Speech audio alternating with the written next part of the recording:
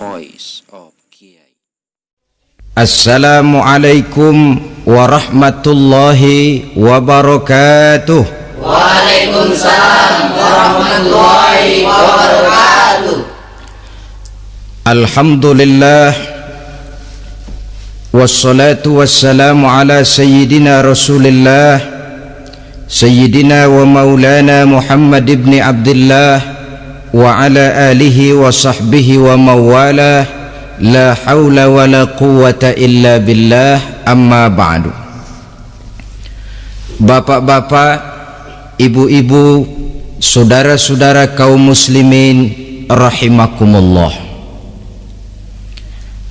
sudah menjadi keyakinan dalam kehidupan kita bahwa segala yang ada permulaannya tentu akan ada penghabisannya. Setiap yang punya awal mesti akan punya akhir. Tidak ada keabadian dalam kehidupan dunia ini. Semuanya datang dan pergi silih berganti, berubah oleh pergeseran masa dan pertukaran waktu. Demikianlah kalau kita mau merenungi kehidupan dari alam di sekitar kita. Sejak dari kehidupan tumbuh-tumbuhan, binatang, sampai kepada kehidupan kita, makhluk bernama manusia. Lihatlah kita manusia misalnya. Dimulai sejak kita terlahir ke alam ini, keluar dari alam rahim ibu, menjadi bayi yang merah tidak berdaya, untuk kemudian berangsur meningkat menjadi anak-anak. Dari kehidupan anak-anak berubah lagi kita menjadi remaja dengan segala keceriaan dan kelincahannya, dan dari masa remaja naik lagi kita memasuki usia dewasa, untuk kemudian berangsur memasuki hari tua. Lalu setelah kita memasuki hari tua, sehari, seminggu, sebulan, setahun, sampailah kita kepada batas waktu yang telah ditentukan oleh Allah, yang dinamakan ajal, dan bertemulah kita dengan yang disebut maut. Ini merupakan kepastian dalam kehidupan.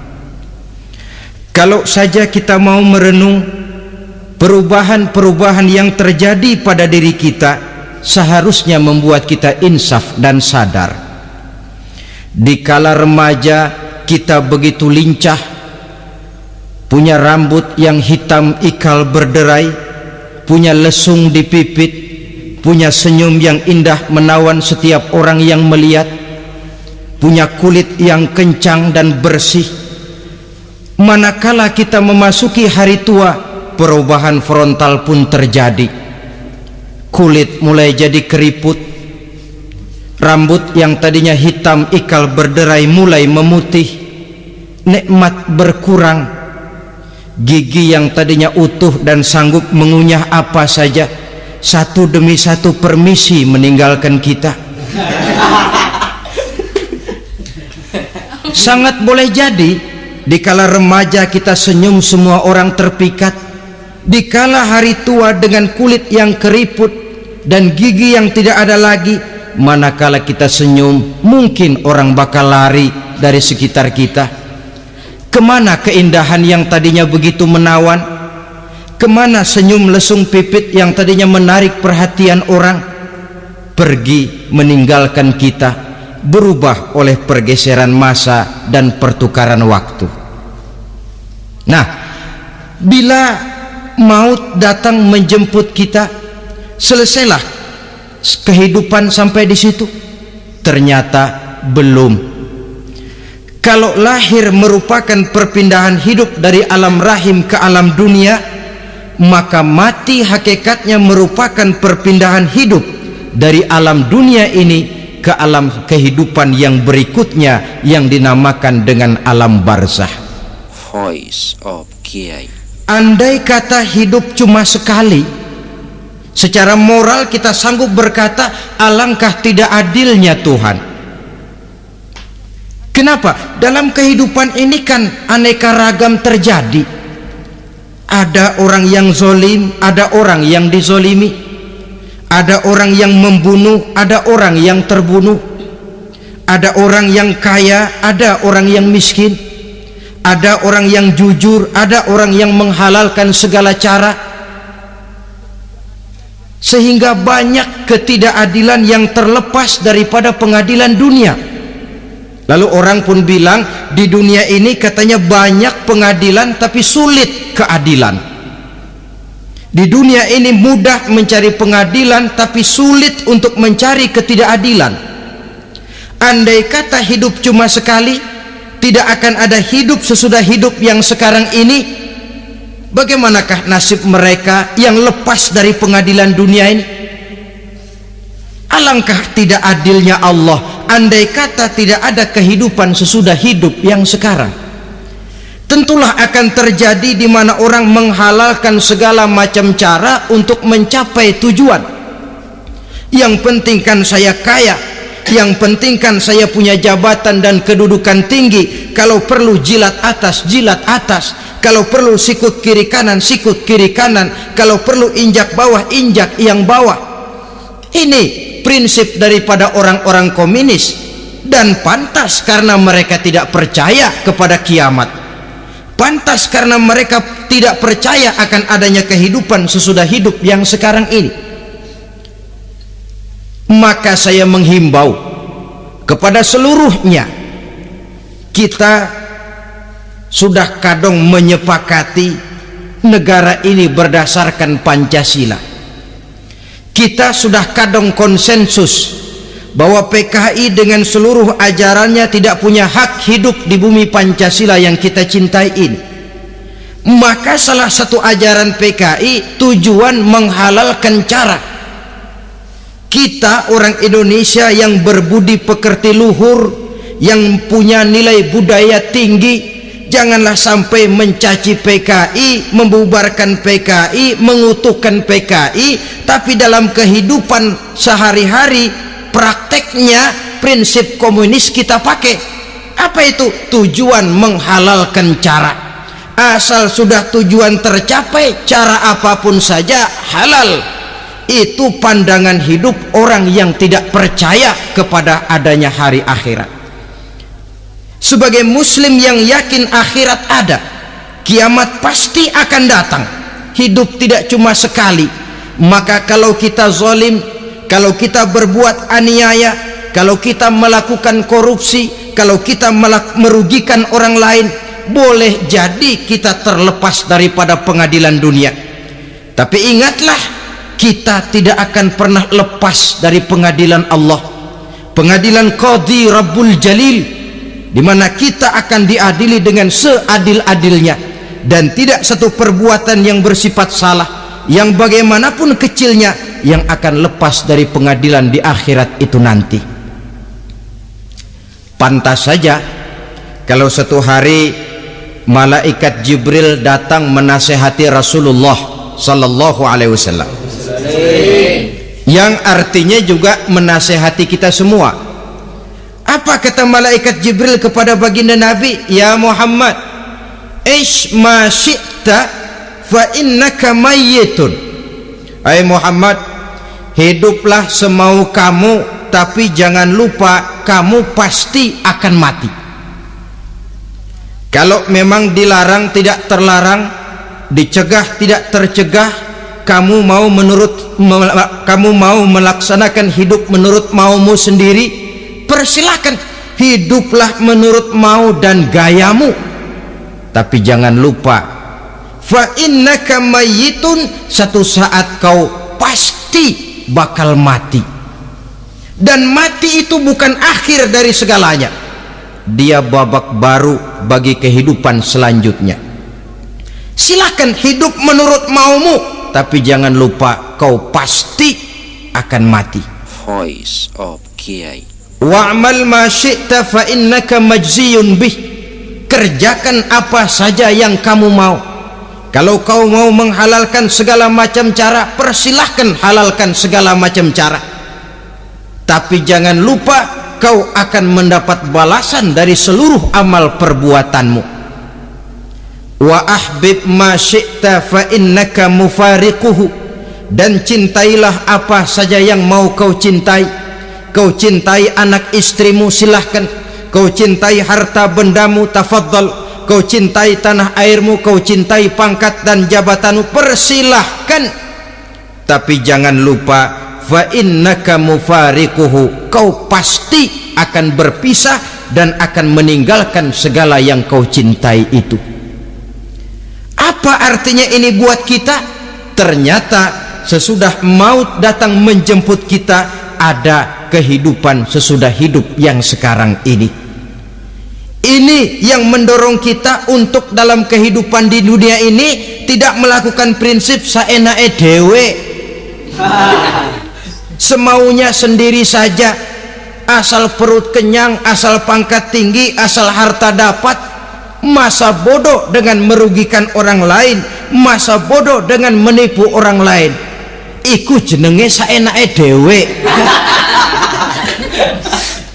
Muslim tidak diajarkan. Ingat manusia, setelah kau mati, setelah kiamat datang, kau akan dibangkitkan, kau akan dimintakan pertanggungan jawab tentang kehidupan yang sekarang ini.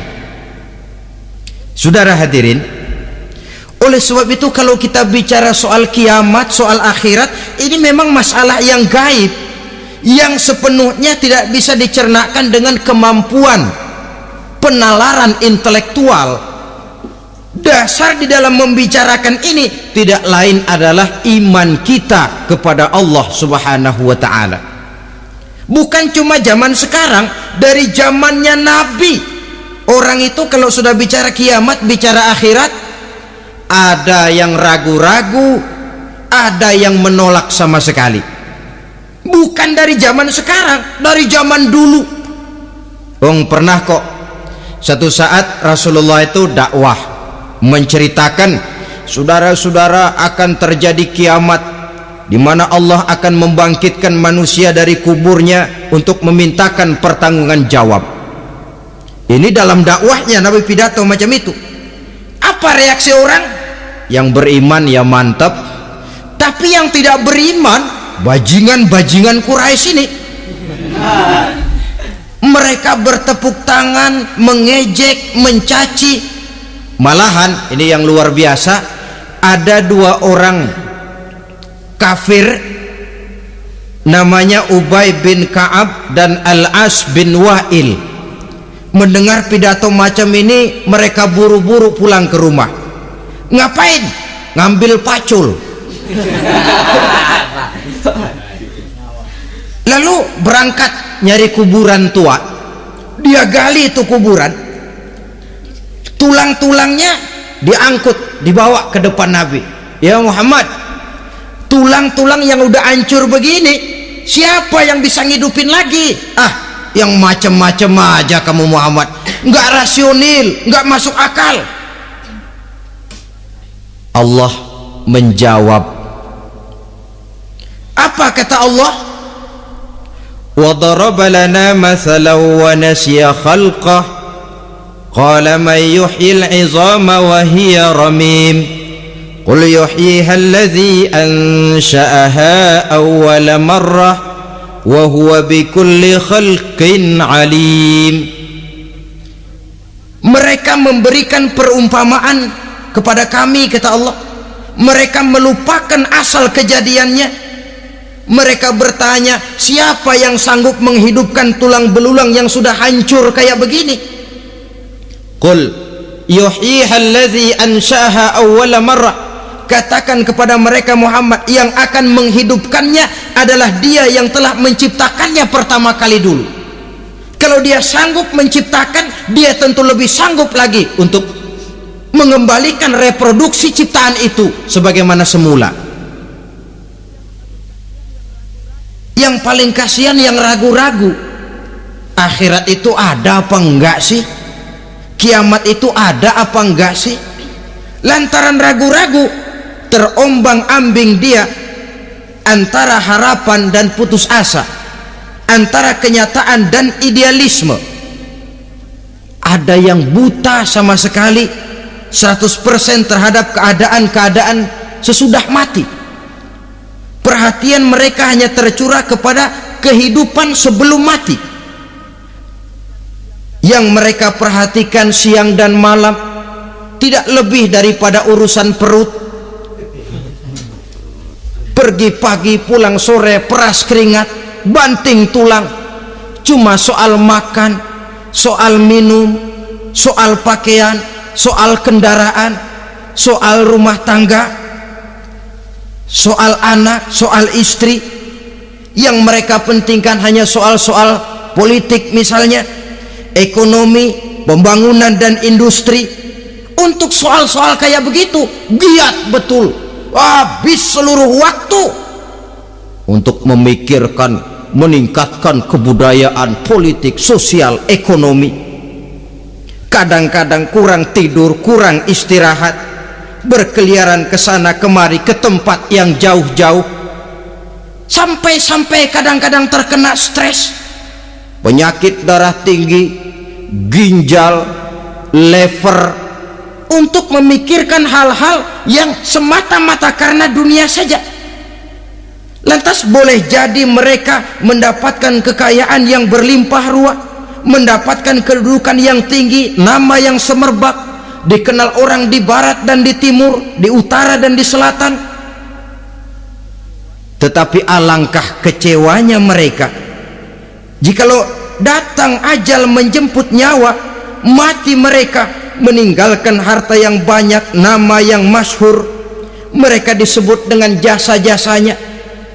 Radio memberitakan, TV menyiarkan, koran-koran memuat. Bahkan nama mereka kadang-kadang dikenang 2-3 tahun setelah wafatnya. Tetapi dalam pada itu roh mereka merintih, mengeluh, menderita, karena dilemparkan oleh Allah ke tempat-tempat yang kotor. Penyesalan yang sudah tidak akan ada gunanya lagi. Saudara-saudara kaum muslimin rahimakumullah, oleh karena itu kehidupan akhirat bukanlah dongeng dan takhayul, bukan khurafat dan hayalan. Kehidupan akhirat, hari kiamat adalah kebenaran dan kepastian.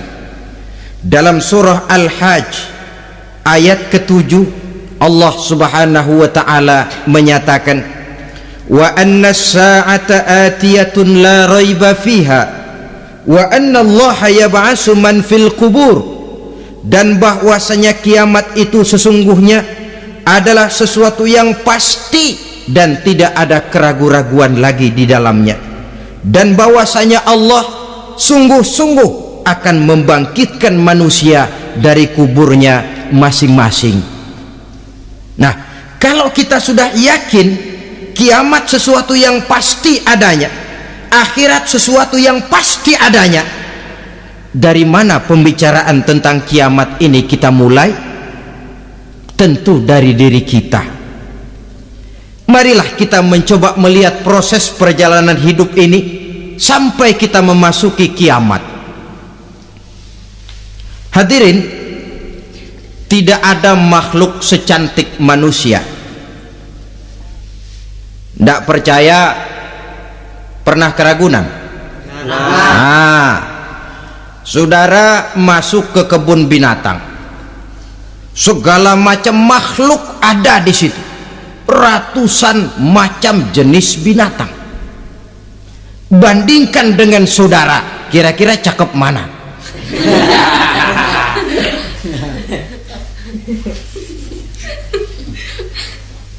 Dari seluruh makhluk yang diciptakan Allah itu, manusia fi ahsani taqwim, dalam bentuk yang paling sempurna, sejak susunan biologis sampai kemampuan berpikir. Biologis kita, ya Allah, diciptakan kita begini rupa, diberikan 2 kaki untuk berjalan, 2 tangan untuk bekerja, diberikan dua mata, dua-duanya di depan. Pernah saudara mikir kalau mata kita yang satu di depan, yang satu di belakang? Rasanya nggak laku kacamata itu.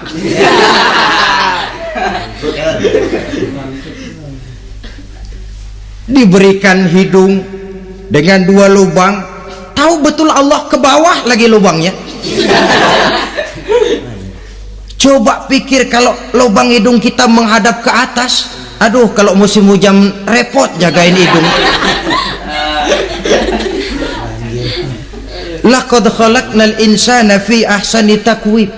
Sungguh telah kami ciptakan manusia dalam bentuk kejadian yang paling sempurna ketimbang makhluk-makhluk Allah lainnya.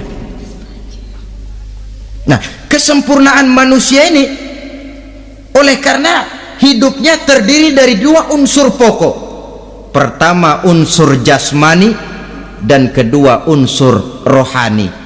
Jasad dan roh. Jasad yang terlihat sekarang ini, potongan saudara yang ngejedok di depan saya ini jasad saudara. Ini yang berasal dari sari pati makanan yang dimakan oleh bapak ibu kita, lalu hasil kerjasama yang baik antara ibu dengan bapak, terwujudlah kita. Kalimat langsungnya jasad ini berasal dari tanah yang tadi berubah dari bayi, remaja, dewasa, meningkat hari tua. Yang berubah itu jasmani kita. Kenapa? Karena jasmani itu materi, benda, daya tahannya terbatas. Dia berubah oleh pergeseran masa dan pertukaran waktu. Apa ada orang makin tua makin cakep? Jasmani oleh karena dia materi, dia berubah oleh pergeseran masa dan pertukaran waktu. Nah, yang menyebabkan jasmani itu bergerak karena ada roh di dalamnya. Ini yang menyebabkan kehidupan. Ini yang menjadi sumber kehidupan, pusat kesadaran dan pengertian dalam kehidupan manusia. Tanpa roh dalam diri kita, maka jasad kita, pernah lihat orang mati? Nah, itu kalau orang mati, coba perhatikan, apanya yang kurang? Kupingnya masih ada tapi sudah tidak sanggup mendengar, matanya masih lengkap tapi tidak mampu melihat, jangankan melihat, terbuka saja tidak. Mulutnya masih ada tapi sudah tidak bicara lagi, telinganya cukup tapi sudah tidak sanggup mendengar, kakinya lengkap tapi tidak mampu lagi berjalan. Apa penyebabnya itu? Ternyata jasmani kita, jasad ini manakala sudah ditinggalkan oleh roh, dia tidak akan bisa berdaya apa-apa, tidak mampu berjalan, tidak pula berbuat, tidak pula bekerja apapun saja. Saudara-saudara, dua-duanya punya kebutuhan. Jasmani ada kebutuhannya, rohani pun ada kebutuhannya. Jasmani yang jelas perlu makan, perlu minum, perlu tidur, perlu pakaian dan sebagainya. Nah, apabila saat berpisah datang, ajal sampai, berpisahlah roh dan jasad, dan itulah yang dinamakan dengan maut. Jadi apa sih mati itu? Mati adalah berpisahnya roh dengan jasad. Sebab itu Islam sangat menganjurkan kita untuk banyak-banyak mengingat mati. Bagaimana caranya mengingat mati? Pertama, mati itu kan pasti. Kira-kira yang hadir di sini ada yang nggak mati nggak? Kira-kira? Semuanya bakal mati kan? Berani? Berani. Sekarang mau? Saudara, sebenarnya kalau kita merenung lebih jauh, orang itu tidak perlu takut mati. Walaupun tidak boleh terlalu berani menghadapi mati, karena bagaimanapun takutnya kita kepada mati, toh dia pasti datang. Bagaimanapun beraninya kita mati, kalau belum ajal ya tidak mati juga. Jadi muslim itu kan harus berani menghadapi hidup dan tidak takut menghadapi mati. Mati adalah sesuatu yang pasti. Muslim dianjurkan banyak-banyak mengingat mati dalam kehidupan. Caranya bagaimana? Pertama, berziarah, nengokin teman yang sakit. Ya? Suka nengokin teman yang sakit enggak? Oh, itu pahalanya kata Nabi. Menengok orang yang sedang sakit lebih afdol daripada sholat sunnah 1000 rakaat. Apa pernah saudara sembahyang sunnah sampai 1000 rakaat? Nengokin orang sakit pahalanya lebih afdol daripada itu. Kenapa menengoki orang sakit mengingatkan kita kepada mati? Iya ya, ini teman saya yang kemarin segar banget, bercanda sama saya, ketawa sama-sama, sekarang terbaring tidak berdaya, hilang kemampuannya, hilang keceriaannya, sakit. Iya kalau sembuh, kalau ajal, iya sekarang giliran dia, kalau jatuh ke saya. Lalu menghibur teman dengan kata-kata yang enak yang akan mendatangkan sugesti supaya dia cepat sembuh. Jangan nengokin orang sakit jujur, sakit apa lu? Perut. Emang teman gua kemarin sakit begini mati nih.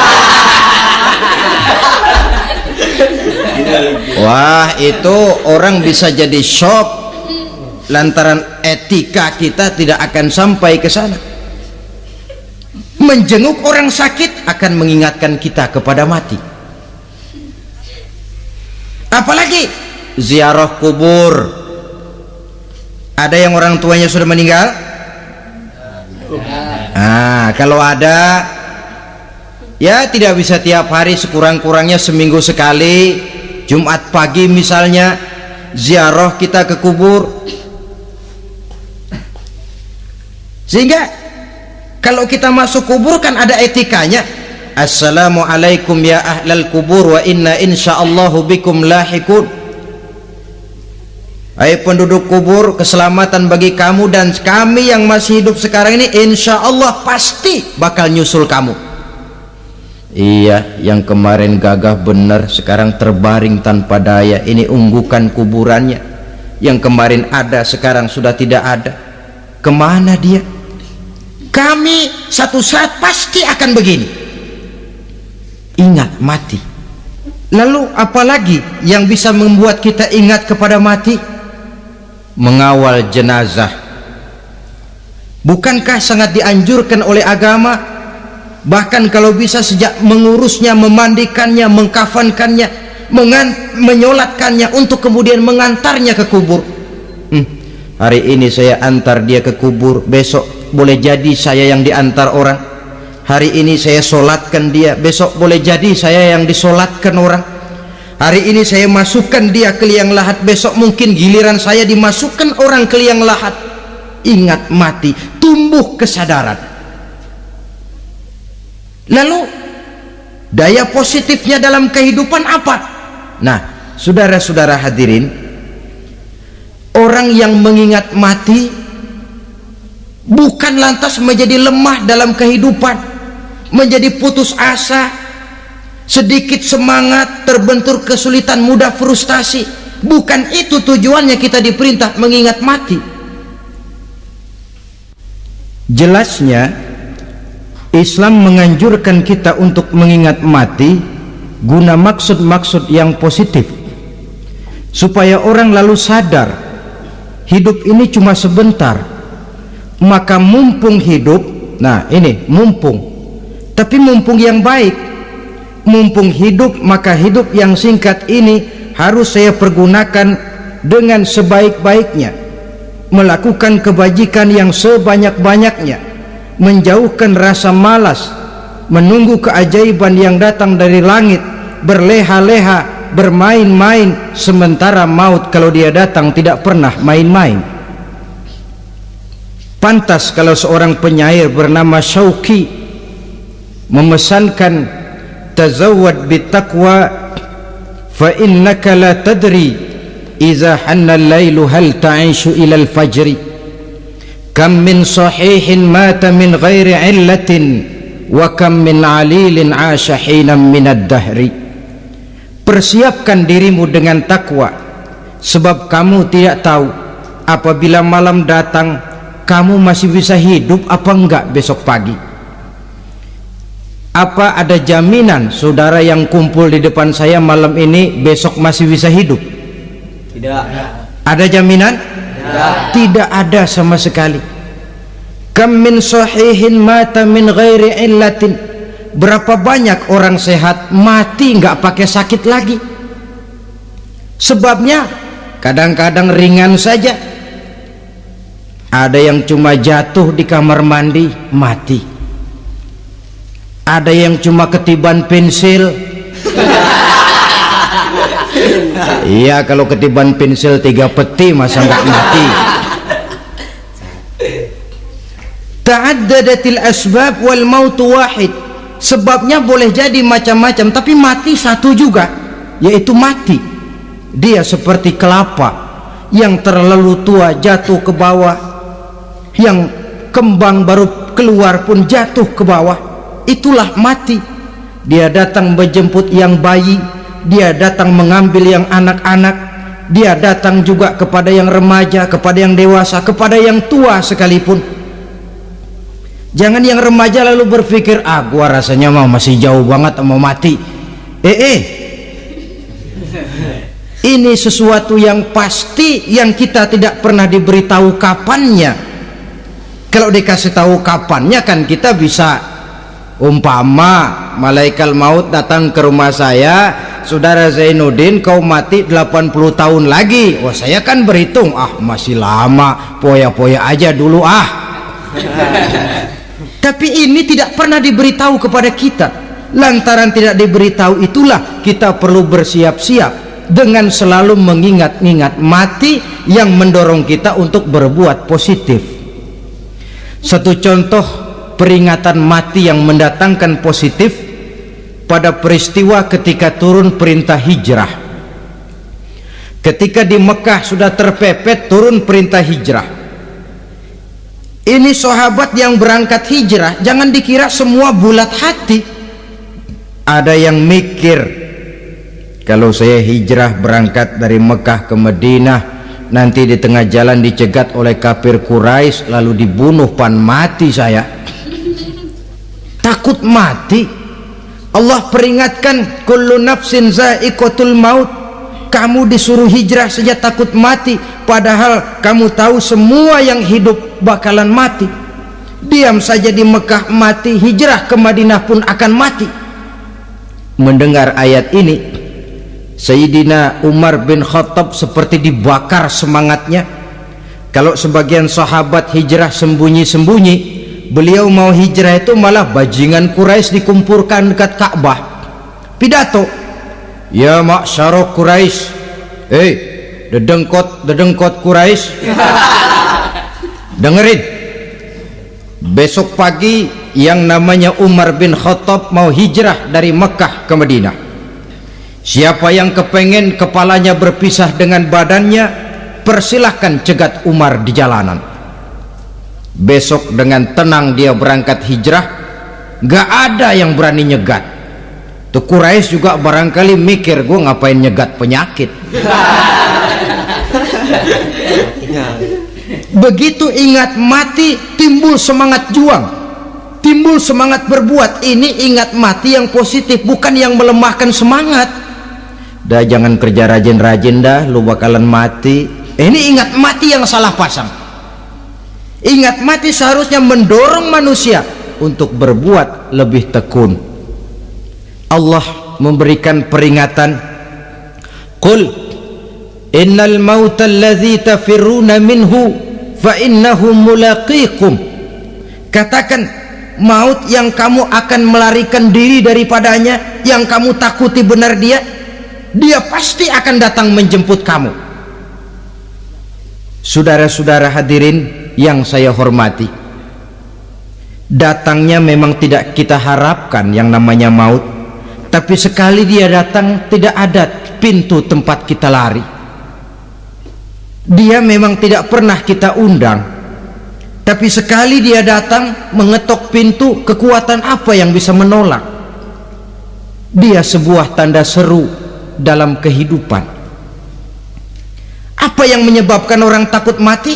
Pertama, barangkali karena dia tidak tahu bagaimana kehidupan sesudah mati. Alam kubur gelap, alam akhirat gelap, sehingga dia bingung. Lantaran bingung lalu jadi takut. Yang kedua, boleh jadi oleh bayangan-bayangan dosa yang pernah dia kerjakan di dunia ini. Kerjanya cuma menumpuk dosa. Dia gembira, bahagia, tertawa di atas tumpukan dosanya, merasa segan berpisah dengan seluruh kehidupan ini, sehingga boleh jadi maut adalah sesuatu yang ditakutkannya benar dalam kehidupan. Tapi bagaimanapun takutnya, tidak ada tempat lari dari dia. Dalam ayat lain Allah jelaskan, ainama takunu yudrikumul mautu walau kuntum fi burujim musayyadah.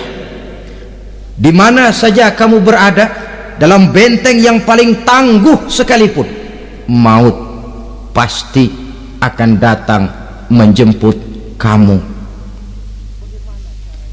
Nah, bagaimana caranya maut datang menjemput kita? Bila datang dia, sang malaikat pencabut nyawa, malaikat Israel namanya, hendak mengambil roh kita. Dalam suasana macam begitu, di akhir kehidupan dunia, dalam berhadapan dengan sakaratul maut, terbagilah manusia dalam dua bagian besar. Pertama, yang menghadapi sakaratul maut itu dengan husnul khatimah, baik di akhirnya, sehingga pada saat ruhnya berpisah dengan jasadnya, kelihatan dia seperti senyum, mukanya cerah. Bahkan sebelum itu boleh jadi dia sempat meninggalkan pesan-pesan yang baik. Ada yang sempat azan, ada yang sempat baca Quran. Pernah kan nemui orang yang mau mati seperti itu? Yang sempat azan, yang sempat baca Quran, yang sempat meninggalkan wasiat-wasiat yang baik. Sebab apa? Malaikat maut datang menjemput mereka juga dengan baik-baik, dicabut ruhnya perlahan-lahan, tapi sungguh pun perlahan-lahan. Pedihnya, sakitnya tetap tiada tara. Rasulullah Sallallahu Alaihi Wasallam, dikala beliau hendak berhadapan dengan sakaratul maut, diceritakan mencelupkan tangannya ke dalam gelas berisi air, lalu mengusapkannya ke muka beliau seraya berdoa, ya Allah, mudahkan saya dalam menghadapi sekarat ini. Beliau juga yang mengatakan bahwa sakitnya sakaratul maut sama dengan 300 kali bacokan pedang. Sehingga kita diajarkan doa. Di antara doa selamat itu kan ada Allahumma hawwin alaina fi sakaratil maut. Ya Allah, mudahkan saya di dalam menghadapi sakaratul maut itu. Ketika ruh ini keluar dari jasad, mata masih mengikuti ruh itu, sehingga kadang-kadang ada yang matanya terbelalak dan tidak sempat ditutup, terbuka terus, mengikuti ruh itu keluar dari jasadnya. Adapun golongan kedua, manusia yang ketika berhadapan dengan sakaratul maut mendapatkan su'ul khatimah, jelek di penghabisannya, sekaratnya sudah setengah mati, lalu jelek juga di akhirnya, mati dalam keadaan yang tidak baik, tidak terpuji. Ada yang lagi megang kartu, mati. Ada yang lagi di tempat ngadu ayam, mati. Ada yang lagi di tempat pelacuran, mati. Ada yang lagi megang botol minuman keras, mati. Nih barangkali malaikat maut gemes banget nariknya, lu bajingan, lu tarik terus dah lampu. Mati su'ul khatimah. Makanya bagus itu. Kadang-kadang di majelis-majelis taklim kan sering dibaca, ya Allah biha, ya Allah biha, ya Allah bihusnil khatimah. Kan ada itu? Ada enggak? Saudara hadirin, mohon agar oleh Allah kita diberikan husnul khatimah, baik di saat ruh akan berpisah dengan jasad. Ini sesuatu yang pasti. Sang malaikat maut datang menjemput nyawa. Setelah ruh berpisah dari badan, maka tinggallah sang badan, ditangisi oleh semua yang kita tinggalkan, sehingga kepada putrinya Fatimah, ketika malaikat maut datang hendak menjemput baginda Nabi, beliau berkata kepada anaknya, Fatimah, kamu tahu siapa yang datang? Saya tidak tahu, Bapak. Yang datang hadimul lazat, itu dia yang menghancurkan seluruh kesenangan dunia, waqati'u syahwat, yang memisahkan kita dengan seluruh yang kita cintai. Dia malaikat maut, Pak. Manakala jasad sudah ditinggalkan oleh ruh, itulah yang dikerubungi orang. Anak menangis, istri menangis, orang tua bersedih, teman-teman merasa kehilangan, menangisi jasad. Diuruslah jasad kita, dimandikan sebagaimana mestinya, dikafankan dengan kain putih 3 lembar. Itu yang hendak kita bawa kembali ke tempat asal kita. Pakaian sutra, jas yang mereknya Switzerland wool, kain yang Samarinda, sepatu yang Belly atau Beltoni, jam tangan yang Rolex, kendaraan yang serba mewah, tidak ada yang menyertai kita. Kain putih 3 lembar itu saja lagi. Demi setelah dikafankan, dibujurkan kita menghadap ke arah kiblat, orang banyak pun datang menyolatkan kita dengan 4 takbir, diiringi dengan doa.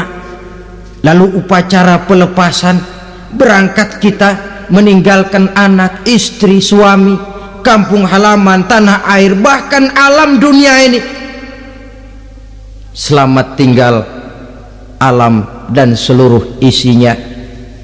Tinggallah yang tinggal. Saya akan kembali ke tempat asal dari mana saya datang, untuk kembali mempertanggungjawabkan seluruh perbuatan saya dalam kehidupan ini.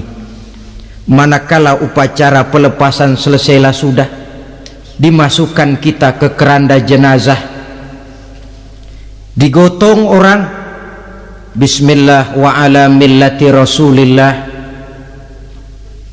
dibawa ke tempat peristirahatan terakhir katanya.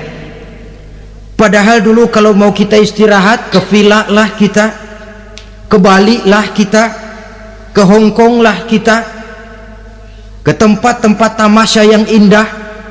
Oh, rupanya akan sampai juga perjalanan menuju tempat peristirahatan terakhir yang luasnya tidak akan lebih dari 2 kali 1 meter. Diusung orang kita, diantarkan orang banyak. Manakala sampai ke atas yang lahat, pengusung jenazah dibuka, diturunkan kita ke liang lahat, dibaringkan. Gumpalan tanah akan jadi bantal kita, muka dibuka, dihadapkan ke arah kiblat. Setelah itu ditutup tiang lahat kita, liang lahat kita dengan kayu. Masih belum kurang, diuruk dengan tanah. Yang menguruk orang-orang yang tadinya mencintai kita, menyayangi kita.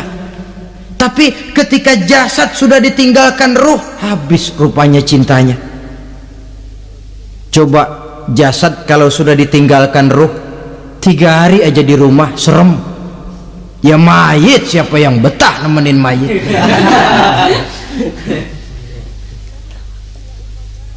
Lalu bila upacara pemakaman selesai, maka berusahalah semuanya. Para pengantar akan kembali ke rumahnya masing-masing. Maka masuk kita ke alam kehidupan, yaitu yang disebut alam barzakh atau alam kubur.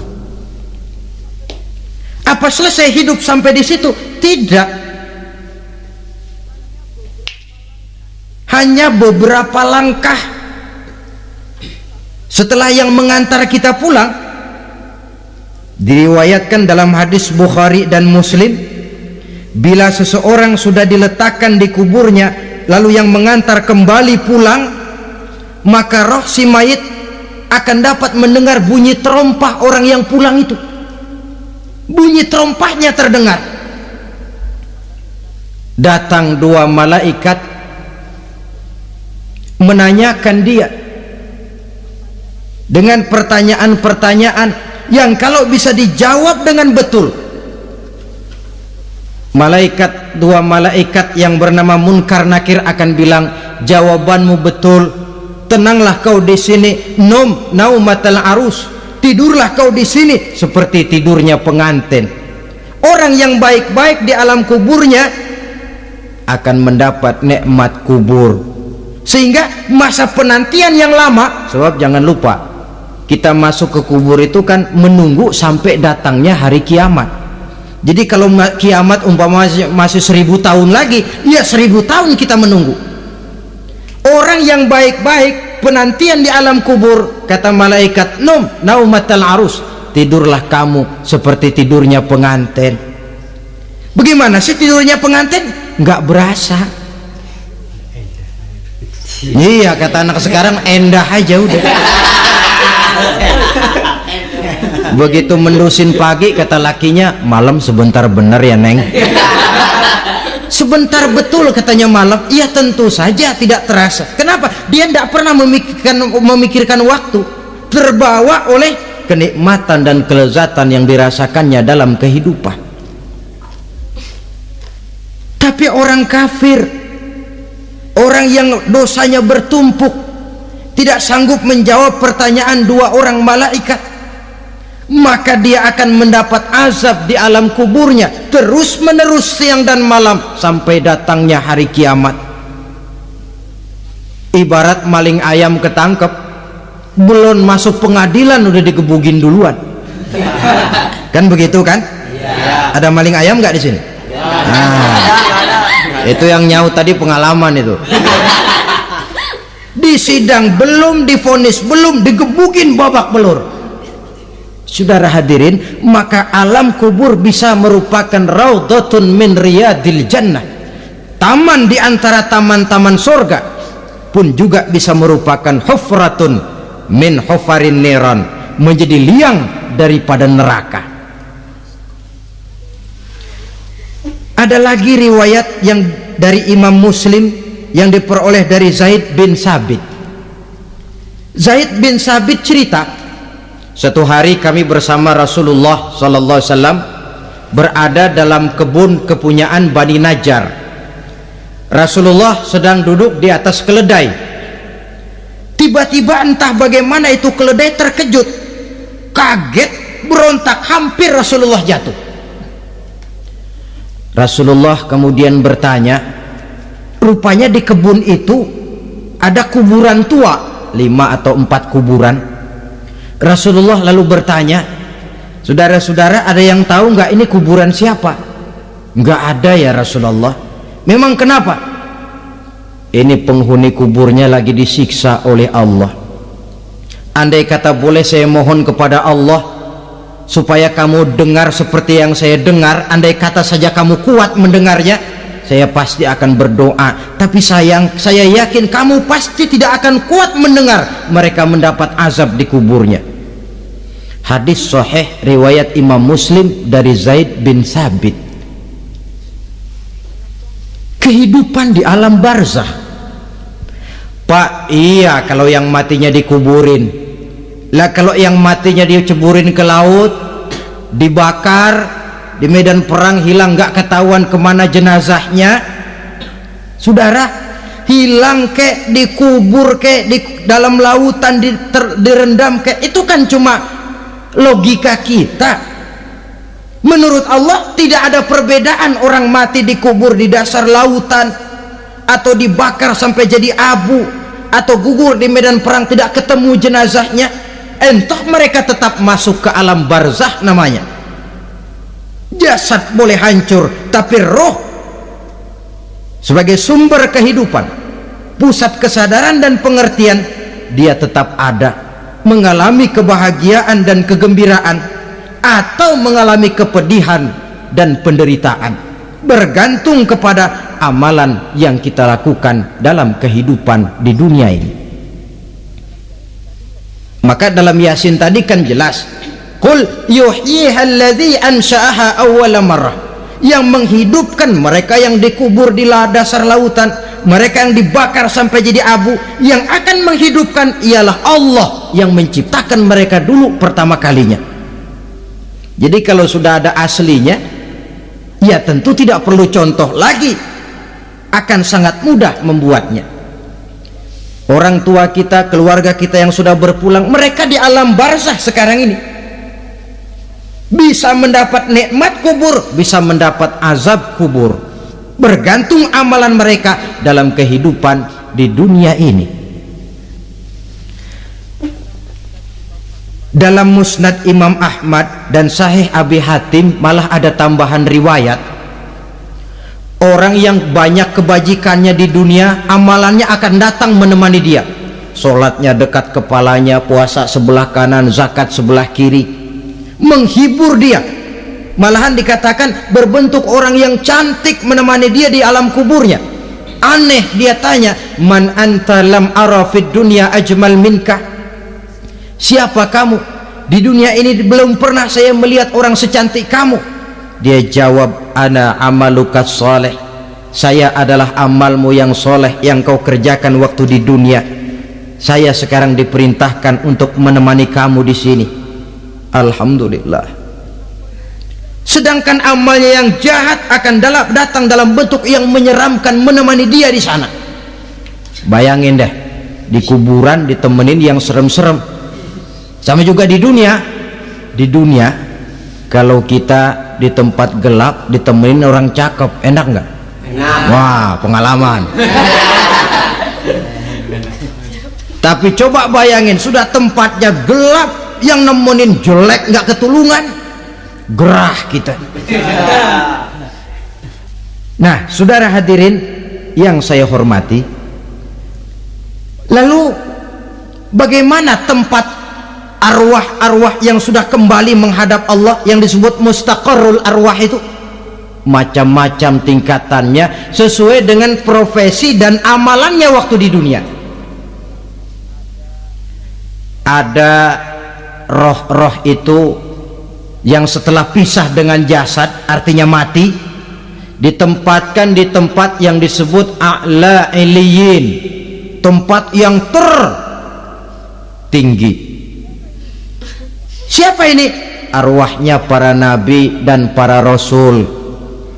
Ini fi a'la iliyin, di tempat yang tertinggi. Arwahnya para nabi, arwahnya para rasul. Dan karena kita bukan nabi, bukan rasul, ya jangan mimpi dapat tempat fi a'la iliyin, kecuali kalau Allah menghendaki. Itu hak prerogatif Allah, tapi kan tidak adil kalau Allah melakukan itu. Ini kelompok roh-roh yang masuk golongan VIP. Wah, the first class. Para nabi, para rasul.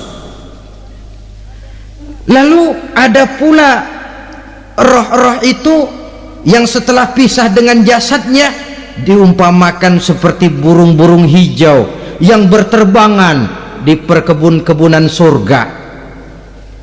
Roh siapa mereka ini? Rohnya para syuhada, orang-orang yang mati syahid gugur membela agama, Nah, ini bedanya orang mati syahid dengan pahlawan ya. Apa bedanya syuhada dengan pahlawan? Kalau syuhada orang yang gugur membela agama, niatnya karena Allah, mati syahid. Kalau pahlawan orang yang gugur membela negara, orang yang dianggap berjasa kepada pemerintah. Klimaksnya kalau orang mati syahid jelas surga, tapi pahlawan belum tentu surga. Kenapa? Bergantung kepada negara macam apa yang dibelanya dan pemerintah model mana yang dibelanya. Di negara-negara komunis misalnya, banyak nggak pahlawan? Banyak. Dengan sekian tanda jasa yang mati di medan perang dan sebagainya. Kira-kira pahlawan komunis masuk surga nggak?